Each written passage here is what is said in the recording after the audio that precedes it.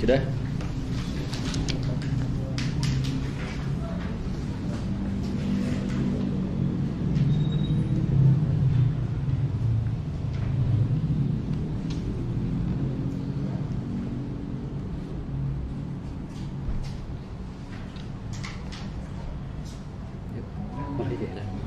Sudah, kita mulai ya.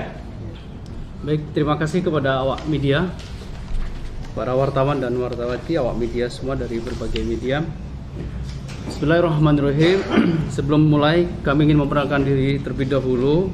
Kami dari Mastermind Associates. Sebelah kiri saya ada Bang Ahmad Reja, saya sendiri Chandra, kemudian sebelah kanan saya adalah Bang Hendri, sebelah kanannya Bang Hendri adalah Bang Abdurrahman, dan selanjutnya adalah Bang Triwibowo. Pada hari ini kami ingin menyampaikan press conference dan beberapa sikap atas yang menimpa pada klien kami. Akan kami bacakan press conference-nya, kemudian nanti silahkan jika ada pertanyaan, insya Allah nanti kami akan jawab. Saya baca terlebih dahulu press conference kesewenang-wenangan Bank BRI dalam klaim sepihak kepemilikan dana. Pertama, menyampaikan kronologi fakta dan peristiwa hukum sejak 1 Desember 2019 sampai dengan tanggal 6 Oktober 2020. Yang pertama, bahwa klien kami adalah nasabah prioritas di Bank BRI dikarenakan ada keperluan mendaftarkan anak sekolah di Edinburgh, United Kingdom atau UK, Inggris. Akhirnya membuka rekening tabungan falas GBP, Great Britain Pound Sterling.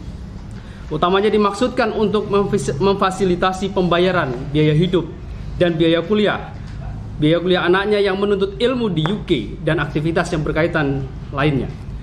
2. Bahwa selama di UK, klien kami melakukan berbagai transaksi, kemudian mengisi formulir tax refund dan beberapa lembar semisal kupon undian berhadiah yang berjumlah kurang lebih sekitar 17 lembar dan dimasukkan ke dalam Dropbox yang tersedia di UK. Tax refund dan kupon tersebut diminta oleh klien kami untuk dikreditkan ke rekening tabungan falas GBP yang ada di Bank BRI.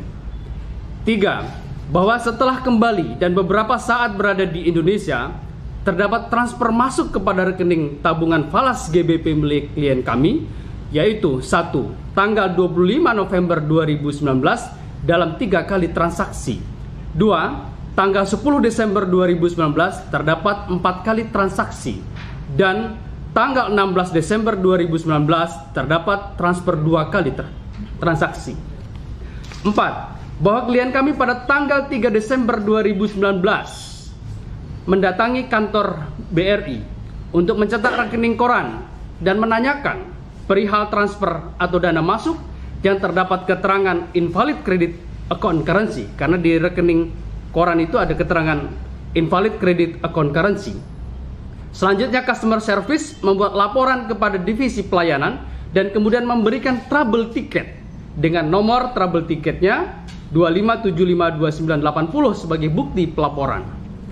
5. Bahwa kemudian pada tanggal 10 Desember dan tanggal 16 Desember 2019 kembali klien kami menanyakan ke customer service BRI untuk kembali menanyakan perihal dana masuk yang terdapat keterangan invalid credit account currency, yang kemudian dijawab oleh customer service BRI setelah mengecek komputernya menyatakan kurang lebih pada pokoknya sebagai berikut: tidak ada keterangan dan klaim dari divisi lain, berarti itu memang uang masuk ke rekening Anda. 6. Bahwa semenjak klien kami melaporkan kepada pihak BRI perihal dana masuk yang terdapat keterangan invalid credit account currency, berarti telah diketahui, saya ulangi lagi, berarti telah diketahui terjadinya kekeliruan tersebut. 7.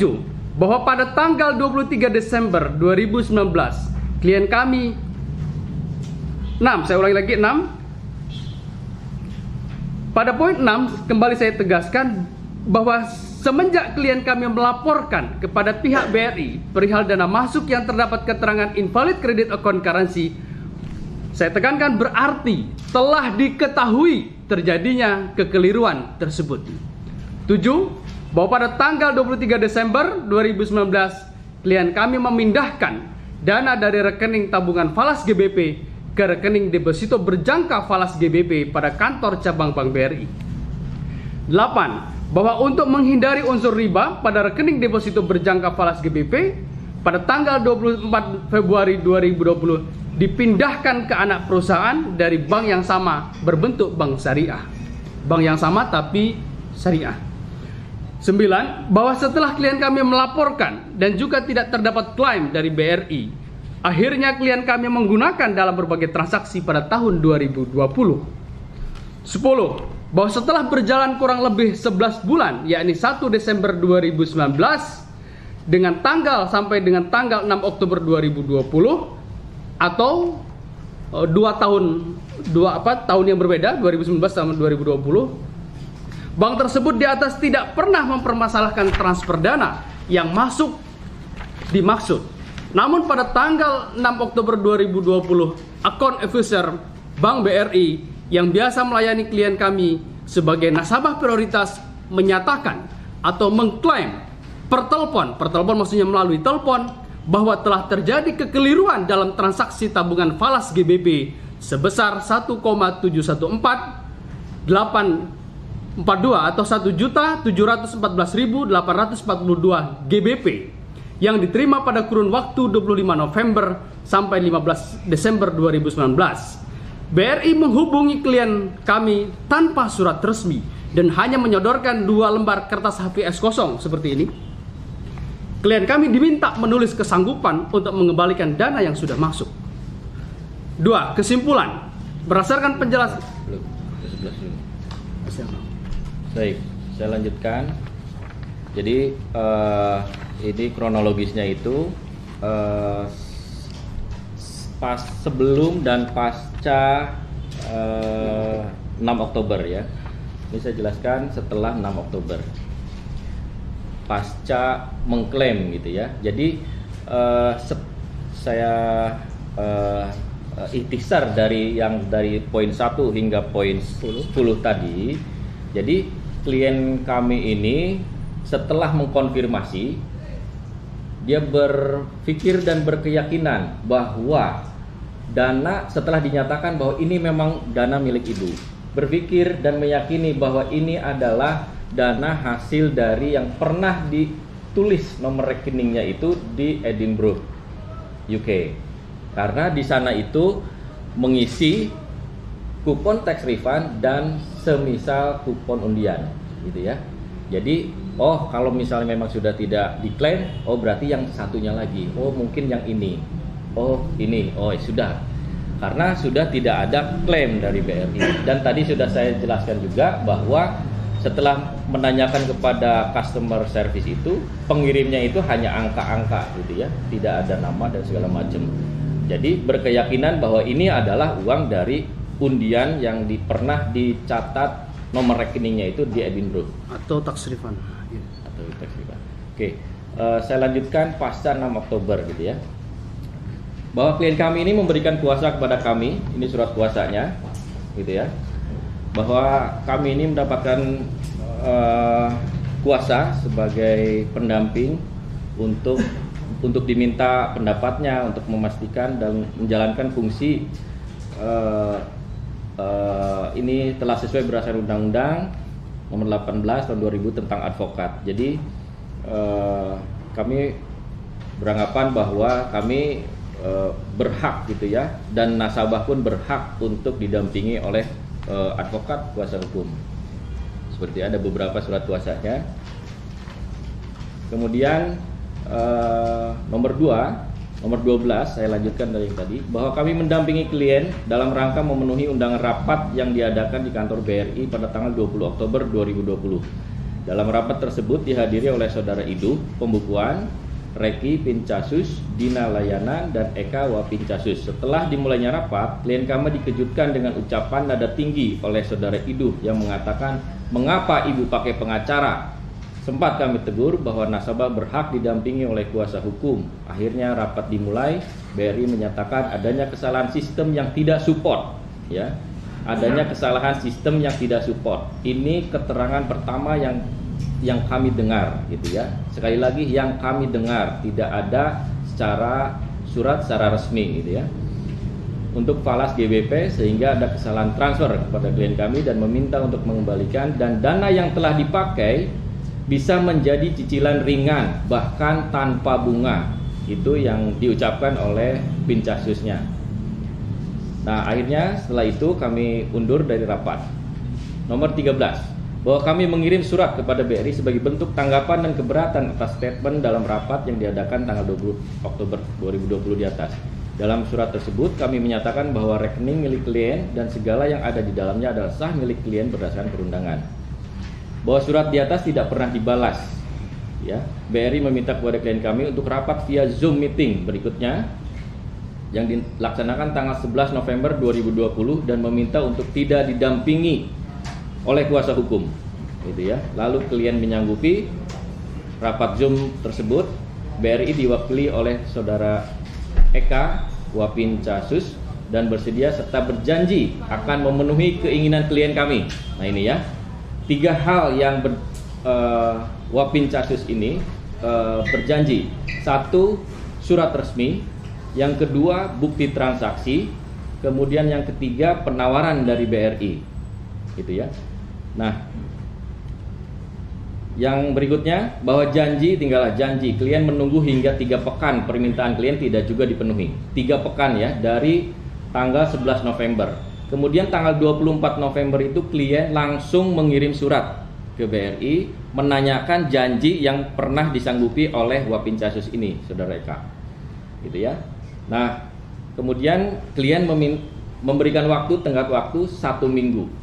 Jadi totalnya 1 bulan, gitu ya. Nah, tapi tidak dibalas surat ini. Surat tanggal 24 ini saya tunjukkan ya. Ini suratnya. Suratnya ini. Itu tidak dibalas oleh BRI. Kemudian malah membalas dengan somasi. Ini somasinya.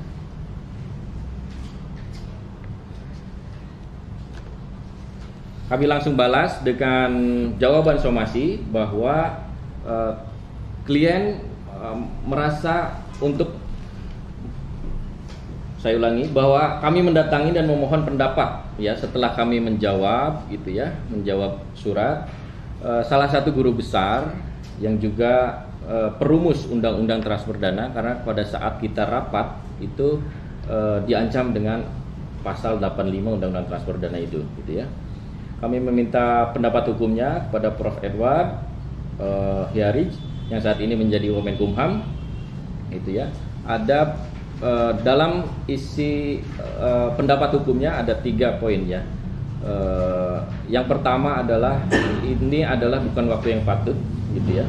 Yang kedua, bank harus memenuhi kewajibannya dengan memenuhi pasal 57 dan 78. Kemudian Prof. Edward ini menyatakan juga dalam legal opininya penerima dana tidak dapat diminta pertanggungjawaban baik pidana maupun perdata. Seperti itu ya. Ini legal opininya. Gitu ya. Ini legal opininya. Kemudian selanjutnya 1 minggu setelah diberikan somasi, klien kami dilaporkan dengan menggunakan pasal 85 Undang-Undang Transfer Dana. Bahwa atas laporan di atas kami melakukan pengaduan kepada Karwasidik Bareskrim Mabes Polri dengan 11 poin yang wajib dipenuhi oleh penyidik. Di antaranya kami sebutkan, tidak kami sebutkan semuanya. Ini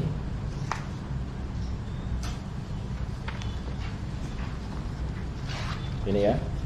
Kami sudah mengadukan ini. Dan ada 11 poin yang harus dipenuhi oleh penyidik. Salah 3-nya adalah 1. Mendapat dokumen terkait status nasabah prioritas terlapor, mendapat informasi dari Bank Indonesia terkait kesalahan transfer. Jika ada kesalahan, bagaimana peraturannya, gitu ya. Kemudian mendapatkan informasi SOP ketika terjadi kesalahan, artinya SOP dari BRI. Nah, poin 2 adalah mendapat informasi dari Bank Indonesia.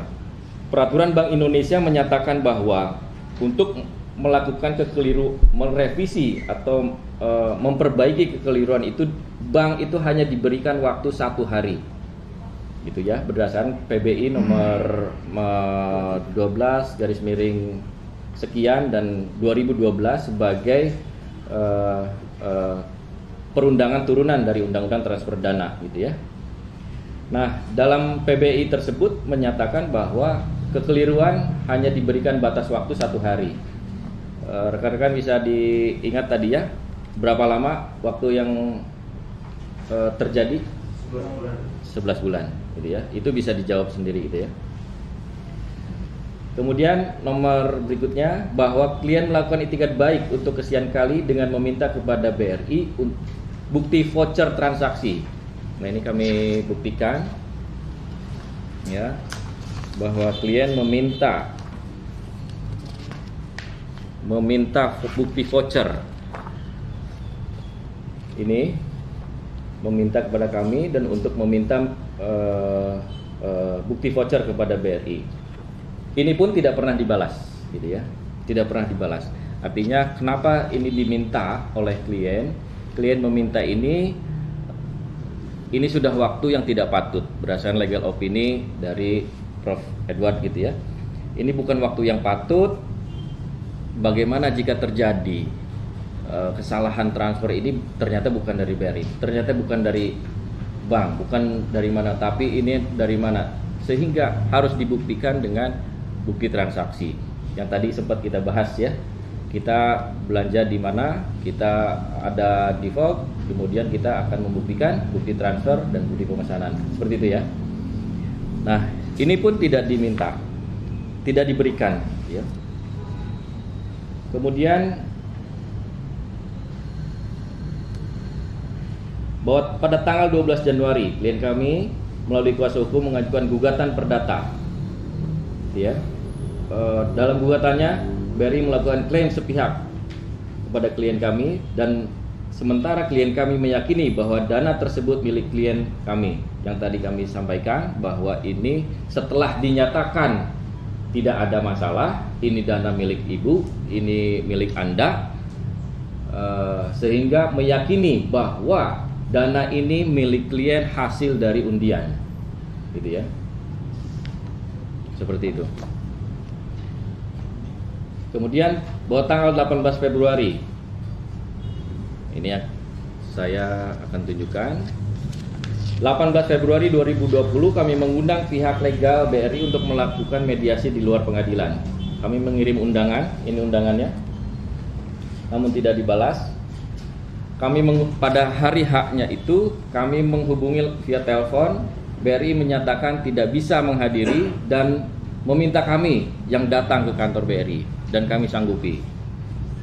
Demi kepentingan klien kami penuhi keinginan BRI. Dalam notulen rapat tersebut yang telah ditandatangani ini ya, ini janji kesekian kalinya bahwa BRI akan memvalidasi data kepemilikan dana BRI dan memberikan bukti. Yang poin 2, Bu Indah dapat mengembalikan namun tidak semua, yakni dengan nominal sesuai dengan kemampuan dan akan disampaikan pada saat setelah bukti tersedia. Kemudian yang ketiga, Bu Indah terkuasa meminta timeline kepada BRI, kapan, gitu ya. Jadi supaya jelas, gitu ya. Kemudian nomor berikutnya, bahwa pada tanggal 8 Juni klien melaporkan kepada Bareskrim Mabes Polri dengan delik pasal yang tadi Bapak tanyakan, pasal 49 ayat 2 huruf B, dengan bank melanggar prinsip kehati-hatian, namun karena klien kami tidak ingin mencelakakan karyawan hingga direksi, klien mencabut laporannya. Iya, ini laporannya dan ini pencabutannya, gitu ya. Bahwa klien memiliki cerita menarik. Ini yang menarik, bahwa sebelum terjadinya permasalahan ini, pada tahun 2017 klien ini memiliki fasilitas kredit, gitu ya, di BRI di cabang yang sama. Kreditnya kredit KPR, kredit pemilikan rumah. Rumahnya itu nilainya ya hampirlah 12 miliar lebih, gitu ya. Baru sekitar terlambat 2-3 bulan atau mungkin lebih, tapi tidak sampai dengan macet total, gitu ya. Masih sanggup untuk membayar. Nah, klien ini diminta untuk menyelesaikan pinjamannya gitu ya, KPR-nya ini. Akhirnya klien kami menyerahkan, silahkan untuk dijual. Klien menawarkan kepada pihak lain dan ternyata yang pembelinya itu terdapat dari yang membawa adalah dari pihak BRI dengan harga transaksi sekitar 7 miliar sekian gitu ya. Sehingga dari hal ini kami peroleh bahwa menduga gitu ya, bahwa klien kami ini memang beritikat baik ya, dinilai beritikat baik oleh bank, sehingga dana ini ya kita nggak tahu, kita lihat seperti apa gitu ya. Para ahli akan berbicara ini, kami akan bawa ini ke ahli, kami sudah menanyakan ke beberapa ahli juga gitu ya, dan semua ahli menyatakan bahwa bank tidak dapat mengklaim sepihak. Silakan dilanjutkan rekan Chandra, kesimpulan dan ininya. Baik, kesimpulannya bahwa satu, Bank BRI bukanlah pengirim atau sender, melainkan meneruskan dana kepada pihak klien kami. Jadi dalam arti ini adalah pihak bank sebagai pihak ketiga. Mestinya kalau terjadi transfer dana, kalau misalnya bank menyatakan salah transfer dana, pengirim mestinya melakukan komplain. Kedua, bahwa dana yang masuk diduga kuat berasal dari tax refund dan beberapa kupon undian berhadiah. Dan klien kami telah melakukan klarifikasi dan menanyakan atau cross check kepada pihak BRI terkait dana masuk terdapat keterangan invalid credit account currency. 3. Bahwa BRI telah memberikan jawaban atau mengirimkan pemberitahuan kepada penerima bahwa mempunyai hak untuk mengambil dana hasil transfer sebagaimana penjelasan pasal 40 junto pasal 36 Undang-Undang Transfer Dana. 4. Bahwa tidak terdapat komplain atau klaim atau keberatan dari pihak BRI dalam batas waktu yang wajar telah diatur dalam peraturan perundang-undangan. Dalam peraturan perundang-undangan itu dalam Undang Transfer Dana pasal 56 ayat 1, pasal 57 junto pasal 57 Undang-Undang Transfer Dana, di situ dinyatakan harus segera, wajib segera secepatnya. Gitu ya. Kemudian diturunkan dalam pasal 11 Undang-Undang Peraturan Bank Indonesia, kalau tidak salah nomor 14 garis miring 23 14 garis miring 23 garis miring PBI garis miring 2012 kalau tidak salah, itu dinyatakan bahwa hanya 1 hari dari sejak diketahui. Kapan sejak diketahui?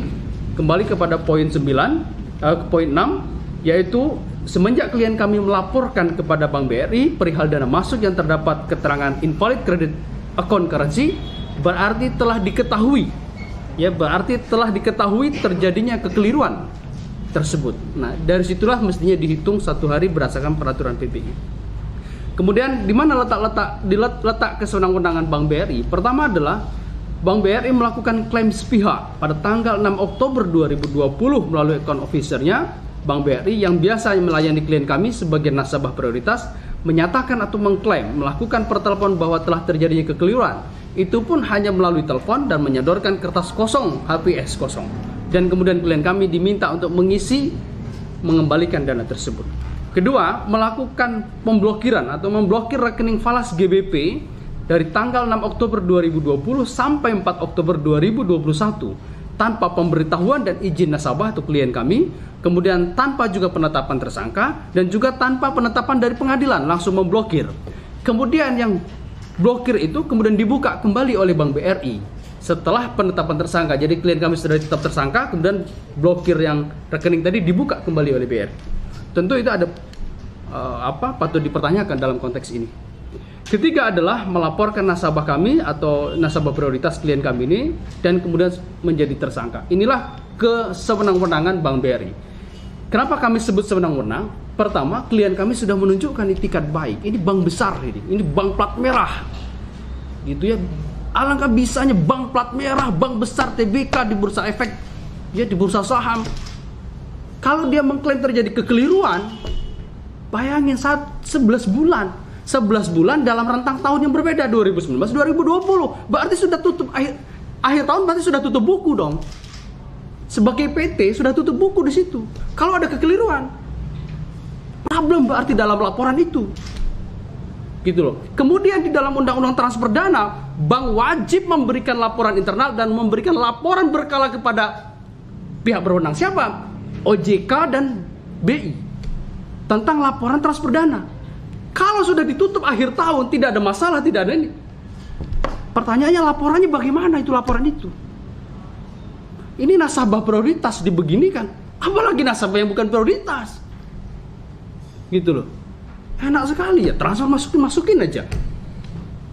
Gitu. 11 bulan kemudian baru ini, dan mengklaim diminta kembali, tidak mau kembaliin, kemudian dipidana. Ini bank macam apa ini? Gitu ya.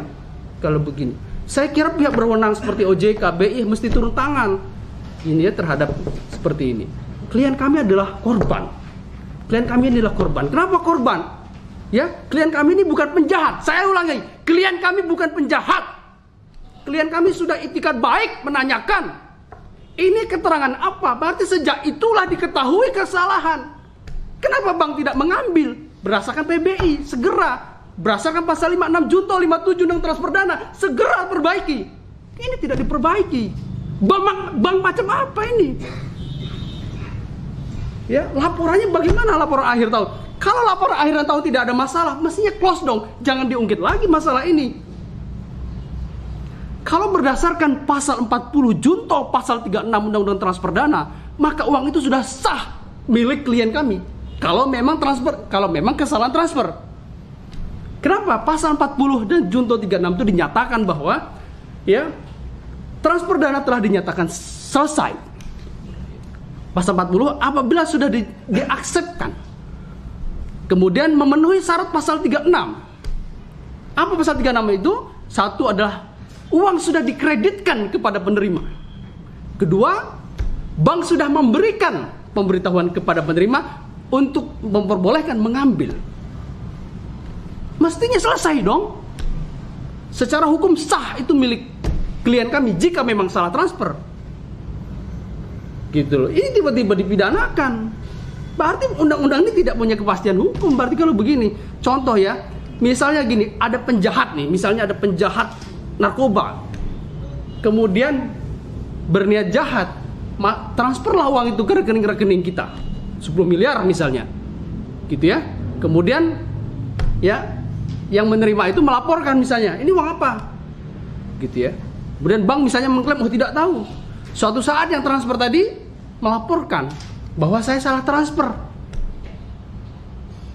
dipidana dong pasal 85, gitu deh.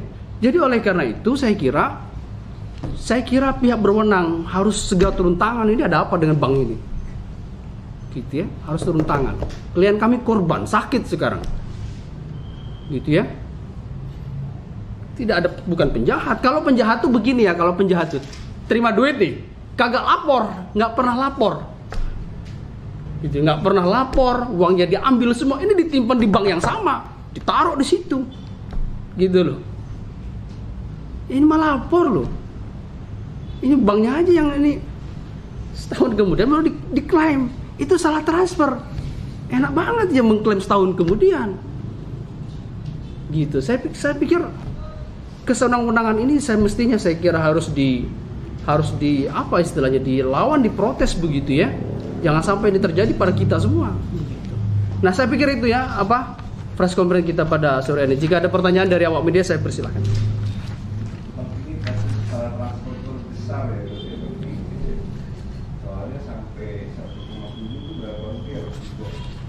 Kalau berdasarkan GBP sekitar 28 miliar ini, kurang lebih ya, 28 miliar. Kalau berdasarkan klaim bank, ini salah transfer, berarti terbesar gitu loh. Kalau berdasarkan klaim bank salah transfer gitu. Ya, menambahkan sedikit ya rekan-rekan, tadi menarik yang rekan saya sampaikan bahwa ini dikhawatirkan kita lah besok-besok yang menjadi korban kan gitu ya, yang tadi diilustrasikan oleh rekan saya itu. Jadi bagaimana mungkin ini bisa terjadi? Ini satu pertanyaan besar gitu ya. 1 tahun gitu ya, 1 tahun itu tidak diketahui gitu ya, baru diketahui setelah 1 tahun. Saya menjadi pertanyaan besar bagi saya pribadi. Katakanlah ya, katakanlah ya, memang betul ini adalah uang BRI.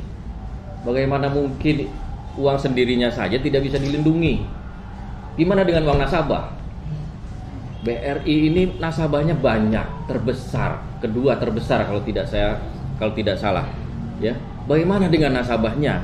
Bagaimana dengan uang nasabahnya? Gitu ya.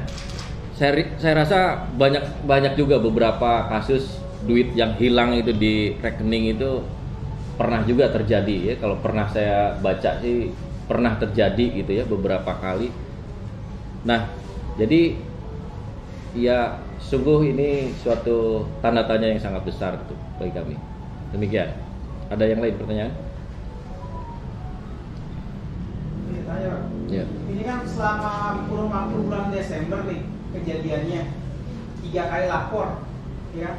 Nah 3 kali lapor itu jawaban customer service sama atau berbeda-beda? Sama. Sama ya. Kalau sama biasanya kan kalau kita kan ditanya bukti apa nih nomor trouble tiketnya beda-beda atau apa? Sama. Trouble tiketnya selalu dicek pada saat menanyakan, selalu dicek dan itu tidak ada klaim, tidak diketahui, tidak ada klaim dan seperti itu. Selalu dicek, tidak diketahui, gitu ya. Tidak ada klaim, tidak diketahui, tidak ada klaim, seperti itu aja jawaban dari report dari tiket itu. Artinya sumber dananya nggak jelas gitu ya Bang ya? Sampai pihak bank itu mengklaim, kami meyakini, klien kami meyakini bahwa dana ini, karena yang klien ini hanya mengisi nomor rekening yang dituju ini di Edinburgh di September 2019. Dia hanya mengisi di kupon-kupon itu, kupon tax refund dan kupon-kupon lainnya yang seperti kupon undian. Hanya itu dia mengisi nomor rekening yang falas itu, yang masuk dana itu. Jadi setelah tidak ada klaim, tidak ada kemungkinan lain, berarti yang dari sana akan begitu. Itu karena hanya itulah yang beliau hanya mengisi nomor rekening itu di kupon itu. Tidak ada pernah yang lain.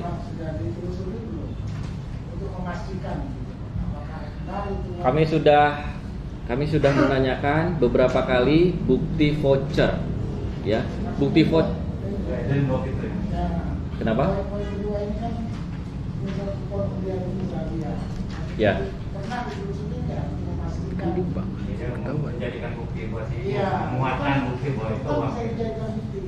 Jadi pada saat CS menyatakan bahwa ini tidak ada klaim, dari mana pengirimnya, siapa pengirimnya, itu tadi yang tadi saya sampaikan bahwa itu hanya angka-angka, gitu ya, hanya angka-angka saja. Si pengirimnya itu hanya angka-angka, tidak ada nama, tidak ada apa, tidak ada apa, gitu. Bang, Ya. Itu mau nanya Bang, ada peralihan tanggal registrasi kepala GBP milik klien 25, 10, dan 16 Desember 2019. Secara aturan peraturan perbankan itu sejauh mana Bang yang untuk menunjukkan itikat baik dalam ditinjau dari peraturan perbankannya, ada nggak Bang? Dengan batas waktunya untuk izin lapor ataupun izin mempertanyakan dari pihak klien ke pihak perbankan, begitu juga pihak perbankan kepada klien. Maksudnya pertanyaannya gimana? Nah, pertanyaannya adalah aturan apa yang ditinjauannya dari peraturan apa untuk menentukan batas waktu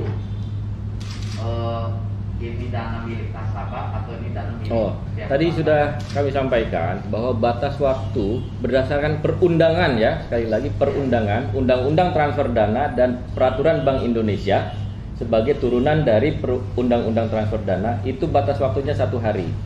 Ada ahli yang mengatakan bahwa 90 hari. Ini berapa bulan? Berapa hari? Gitu ya. Jadi secara hukum ini sah dana milik klien kami. Seperti itu. Secara hukum. Terus satu lagi, di sini kan ada pihak BRI menghubungi klien kami tanpa surat resmi. Sampai sekarang belum ada surat resmi. Tidak ada. Ya, terus menyodorkan 2 lembar kertas HPS kosong. Itu diisi nggak oleh klien? Tidak diisi. Jadi pada saat undangan pertama belum didampingi oleh kuasa hukum, itu menunggu selama 3 jam di ruang meeting tanpa ada yang menemani. Nanti mungkin bisa ditanya langsung ke klien kami, gitu ya. Jadi diundang, datang, gitu ya.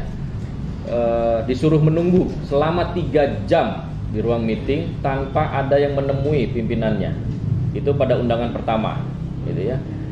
Tiba-tiba setelah hampir selesai 3 jam itu menuju ke 4 jam itu, account officer-nya datang dan membawa lembaran kosong itu. Niatnya untuk meminta pernyataan bahwa klien akan mengembalikan. Nah, klien kami ini kaget dan takut, gitu ya. Ini seolah-olah kayak ditodong, gitu ya.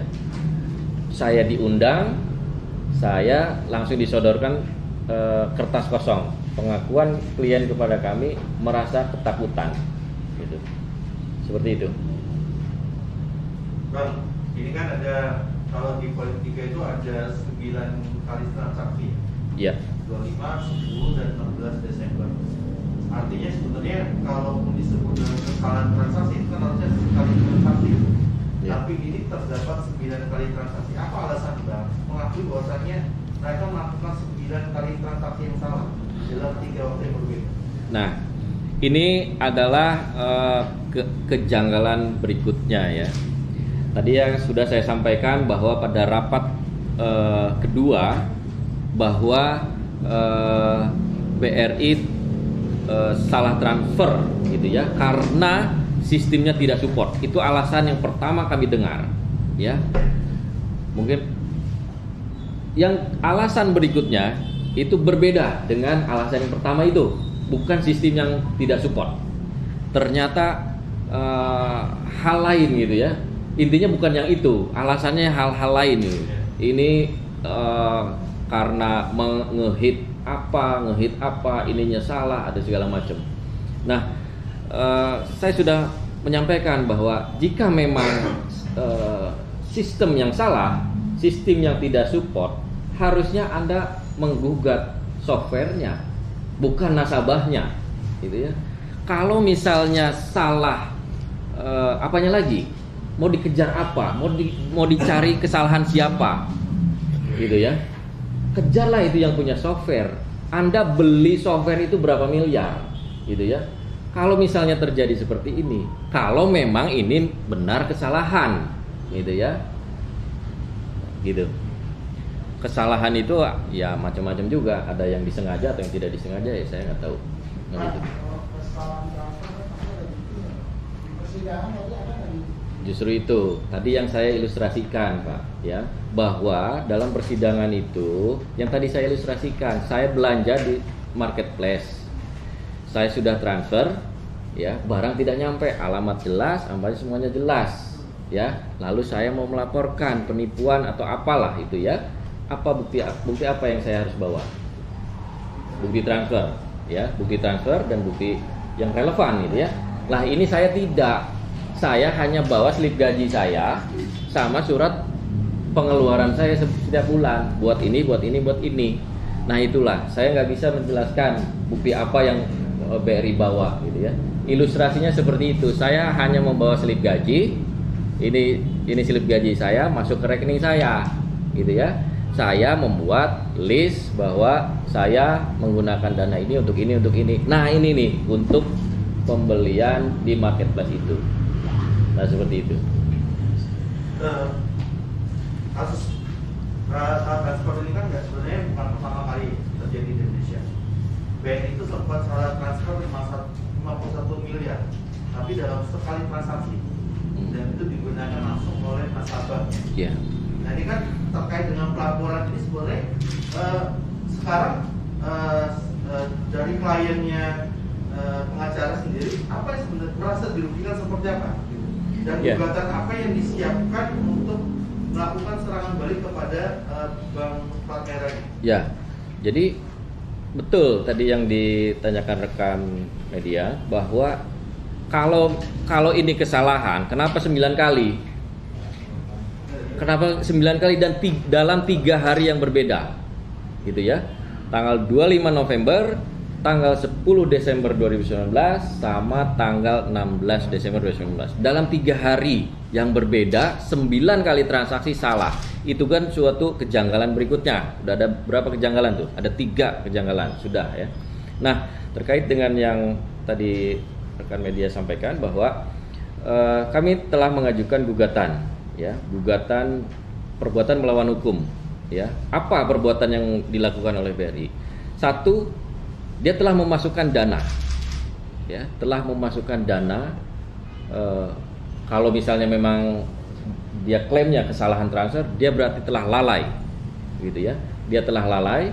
Yang kedua, klien sudah menyatakan, sudah menanyakan, sudah mengkonfirmasi, sudah mengklarifikasi beberapa kali, gitu ya. Dan bahkan trouble ticket yang pernah dibuat itu sudah dinyatakan close, gitu ya, sudah dinyatakan ditutup. Artinya sudah tidak ada masalah. Nah, sementara setelah melakukan itu, 1 tahun berikutnya mengklaim. Nah, inilah yang dasar gugatan kami. Untuk yang terakhir adalah menetapkan, mempidanakan klien kami, itu ya.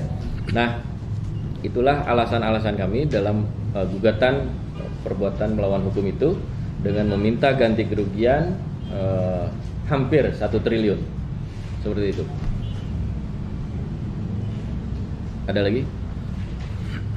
Saya setuju kalau Abang menggugat BRI, karena kejadian ini saya dialami sama tante saya sendiri. Namun 4.500 rumah penunjukan dari Menteri PUPR. Setelah rumahnya selesai kan harus dibayar, kita harus pindah. Namun kenyataannya BRI malah membayar ke pengembang lain yang tidak ada kaitannya dengan proyek itu. Sekarang lagi dilaporkan ke Bambang Susatyo nih. Pejabatnya ditagi jamnya transok. Bermasalah itu. Siap. Saya izin menambahkan, gugatan kami ini terkait perbuatan melawan hukum. Ada 2 perbuatan melawan hukumnya BRI. Pertama, kita punya lemari, ya, kita punya lemari. Ini rumah saya, ada lemari. Orang lain datang, masuk menitipkan barang tanpa izin saya. Boleh tidak? Tidak boleh, ya, tidak boleh itu. Lemari itu lemari saya. Tidak boleh orang memasukkan barang apapun itu. Kalau dia memasukkan, berarti sudah masuk ke pintu rumah, masuk dalam rumah kita, dan membuka lemari itu. Itu kesalahan pertama. Yang kedua, di dalam Undang-Undang Transfer Dana dinyatakan bahwa apabila bank menyatakan kesalahan transfer, maka bank wajib mengganti denda, kompensasi, ganti rugi, dan bunga. Itu di dalam Undang-Undang Transfer Dana. Dijelaskan dalam Peraturan Bank Indonesia. Bagaimana rumusnya? Rumusnya adalah di dalam Peraturan Bank Indonesia itu dinyatakan bahwa ganti rugi denda yang harus dibayar oleh bank adalah 1, jumlah dana yang ditransfer dikali jumlah hari keterlambatan dikali suku bunga nasabah itu. Yang keempat, dikali 1 dibagi 365. Bayangkan kalau misalnya 28 miliar, maka dikali jumlah hari keterlambatan, berapa itu? Anggaplah setahun, 366. Dikali suku bunga, banyak lah ya, berapa miliar itu yang harus dia ganti. Oke. Nah, itu perbuatan melawan hukumnya. Ada 2, 1 memasukkan barang kepada kita. Kedua adalah bank dalam undang-undang harus mengganti itu sesuai dengan rumus yang diatur dalam Peraturan Bank Indonesia, gitu ya. Nah itu, jadi tapi pertanyaan berikutnya adalah apakah setelah bank mengganti denda rugi segala macam, apakah uang itu harus dikembalikan? Berdasarkan Undang-Undang Transfer Dana, dana itu adalah sah demi hukum, milik nasabah, ya. Milik nasabah berdasarkan pasal 40 junto pasal 36. Di dalam Undang-Undang Transfer Dana itu ada yang disebut dengan prinsip final of payment atau final of settlement. Apa itu? Prinsip itu dalam Undang-Undang Transfer Dana, apabila dana sudah berpindah dari rekening satu ke rekening lain, maka tidak boleh ditarik lagi. Itu dalam prinsip final of payment atau final of settlement gitu, dalam undang-undang transfer dana. Jadi oleh karena itu sudah sah secara hukum bahwa itu dana milik nasabah kalau memang salah transfer. Yang kedua, hari yang tidak patut dalam waktu 1 tahun 11 bulan dalam rentang waktu tahun yang berbeda. Sudah tutup buku, sudah laporan berkala kepada BI, kepada OJK, kepada internal, tidak ada problem. Kalau ada problem berarti laporan akhir tahunnya bermasalah. Gitu ya. Berarti patut diduga laporannya bisa palsu mungkin. Kalau palsu bagaimana itu? Kan begitu ya. Kan sudah tutup buku namanya juga. Dan ada beberapa hal tambahan. Pertama terkait dengan kasus 3 waktu berbeda dalam 9 kali transaksi. Ini kan dana yang tidak sedikit ya, saat transfer yang tidak sedikit.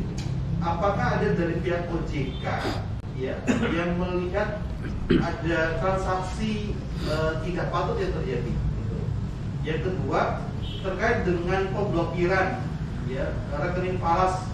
Ini kan rekening falas kalau dilihat dari tanggal 6 Oktober 2020 sampai 2021 ya, artinya ada jangka waktu 1 tahun pemblokiran. Apakah memang sudah ditetapkan oleh jaksa? Kan biasanya kan pemblokiran rekening ini terkait dengan transaksi pencucian uang. Apa alasan BRI memblokir rekening falas ini selama 1 tahun? baik, terima kasih awak media. Tadi ada dua pertanyaan itu sebetulnya. Pertanyaan pertama adalah terkait klaim bank yang melakukan kesalahan transfer, apakah OJK melakukan pemantauan? Kalau berdasarkan pasal 72 Undang-Undang Transfer Dana dan pasal 21 Peraturan PBI, maka OJK dan BI itu adalah wajib melakukan pemantauan kepada bank. Kemudian pasal 73 dilanjutkan berikutnya. Apa? Bank itu wajib memberikan laporan berkala atau periodik. Ya, laporan berkala dan periodik tentang apa? Tentang transfer dana. Kalau misalnya tidak ada, sementara kalau tidak ada persoalan, tidak ada permasalahan dari itu, ya, maka semestinya sudah selesai dong, sudah clear. Gitu. Apalagi sudah akhir tahun tutup buku. Begitu. Nah, ini saya kira kalau tidak ada persoalan, pertanyaan selanjutnya adalah patut diduga bank tersebut memberikan laporan kepada OJK dan BI, mungkin laporan yang lain mungkin jika tidak ada persoalan di situ. Karena pasal 72, 73 Undang-Undang Transfer Dana, pasal 21 PBI wajib memberikan laporan itu. Gitu loh. Nah, itu kalau terkait masalah pemantauan dari lembaga yang berwenang itu. Terkait masalah transfer dana. Pemblokiran? Bang. Apakah memang kawan polisi atau memang pihak bank langsung memblokir begitu saja? Oh ya, jadi itu terjadi pada 6 Oktober ya, sampai dengan kurang lebih 9 Oktober. Nah, itu tanpa ada izin dari manapun, jadi hanya sepihak ya, termasuk bank yang anak perusahaan dari BRI ini sendiri, BRI Syariah itu sempat memblokir juga di bank yang berbeda. Jadi di bank BRI-nya awalnya hampir seluruhnya rekening milik klien itu, termasuk rekening bisnis semuanya itu diblokir. Tapi akhirnya yang bisnis itu dibuka kembali. Kemudian kalau tidak salah bisnisnya ada yang masih dibuka. Kemudian yang di bank lain, ya, yang di BRI Syariah itu diblokir tanpa ada pemberitahuan, tanpa ada izin, tanpa ada penetapan tersangka dan lain sebagainya berdasarkan perundangan gitu ya. Jadi tidak ada. Ada rencana untuk lapor balik itu dengan tidak ada yang menggunakan izin? Ya, kami akan pertimbangkan itu,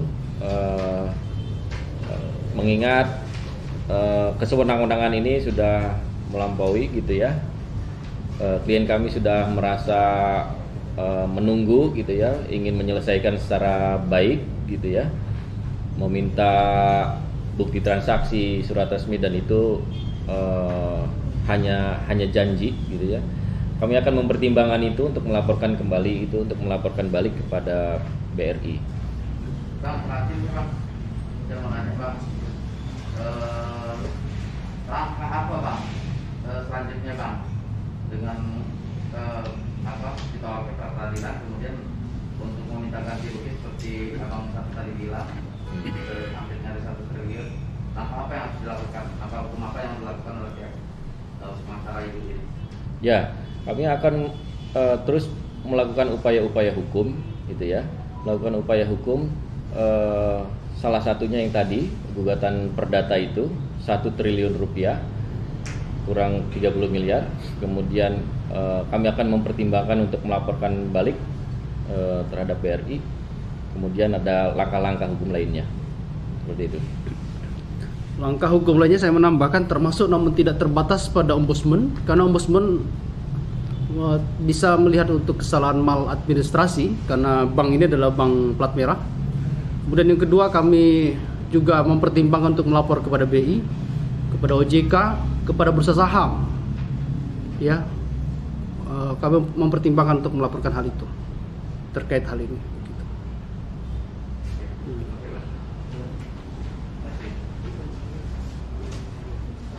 Boleh dijelaskan invalid credit account currency itu secara teknis atau secara penjelasan yang gampang ini apa Pak?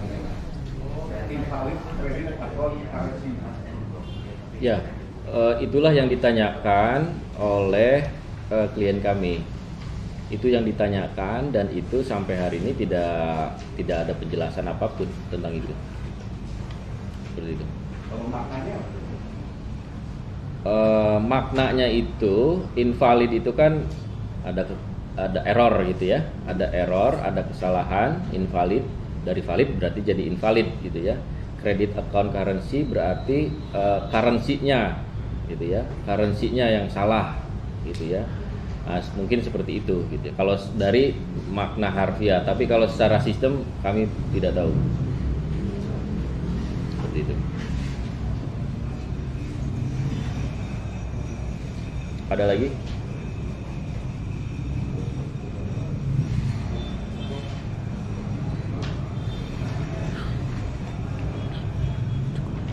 Baik, kalau tidak ada, mungkin kami cukupkan press conference pada sore hari ini.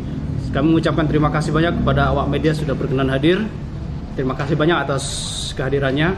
Mudah-mudahan memberikan jalan terang pada persoalan. Terima kasih. Sampai jumpa. Assalamualaikum warahmatullahi wabarakatuh. Waalaikumsalam warahmatullahi wabarakatuh.